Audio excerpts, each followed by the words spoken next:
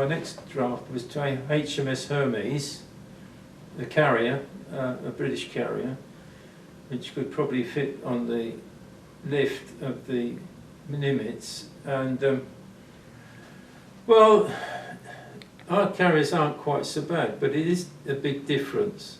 Because I went from being a nuke on the submarine service to being a dental petty officer on the Hermes, and my actual nickname was Fang. Which, and I used to mess about. I would walk around the ship, looking as if I was looking for something, and it always worked. People would say to me, "Have you got a problem, Doc?" Or Fang, yeah. I say, "Yeah, I can't find them." Can't find what? The ballast tanks. How do you sink this thing? This is a carrier. We don't sink. You don't sink. Well, what do you do during a storm? You know, it must get terrible. But I enjoyed every minute of it. I had a good time, great time. So I came to America on the Hermes, and people were so good to us. I remember one, shall we say, slightly embarrassing situation. We just arrived in Mayport, and it was hot, obviously. And so we're in tropical rig, and there's a petty officer, my tropical rig was white shirt, white shorts, black socks, white socks and white shoes. So I'm walking through the base at Mayport, and I sense there's something behind me. When I look back, there's two vehicles full of women, and they're all they're all whistling at me and say, "Gee, man, you're okay."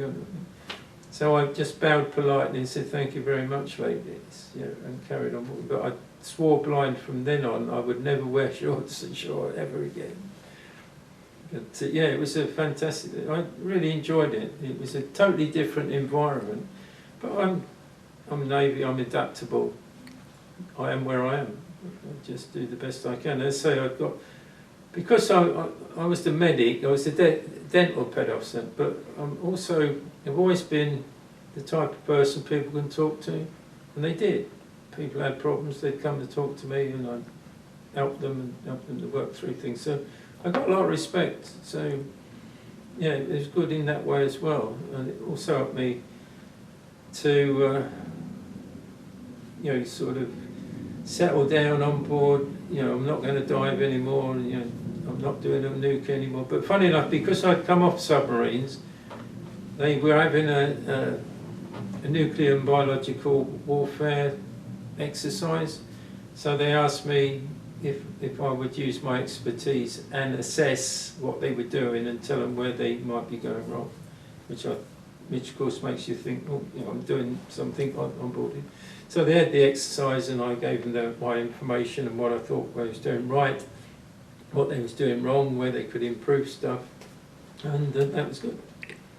And also, funny enough, that was the first place that I did any what you call ministry, because there were 2,500 men on the ship, and on Sunday we had two chaplains on board. We had an Anglican chaplain, what you would call Episcopalian chaplain, and a Church of Scotland Free Church chaplain. So on Sunday we had Church of Scotland Free Church service, an Anglican service, and then we had a general service for the rest of the crew. Now I worked out there must be at least a couple of hundred Catholics on board. So I talked to the Anglican padre and explained that I thought maybe we could have a Catholic service. We couldn't have a mass because we didn't have a priest, but we could have an Anglican service. And the routine then at that time was that the senior Catholic on board should arrange a service for the guys, prayers and stuff. Turned out to be Commander Eyre, who was the senior Catholic on board. I didn't know that at the time. So the next day I'm piped for to go and see Commander Eyre, and his first words to me were, "It seems you volunteered to do a service for us on a Sunday." I said, "Well, you're obviously the senior Catholic." He said, "Yes." I said, "Well, it looks like I have volunteered to do a service." So I used to, when I was at sea, I used to do a service on board for the people, which, looking back, is a bit ironic, isn't it, really? Because I'm now a priest, so it was a sort of almost forewarning, let's get you trained up a bit before you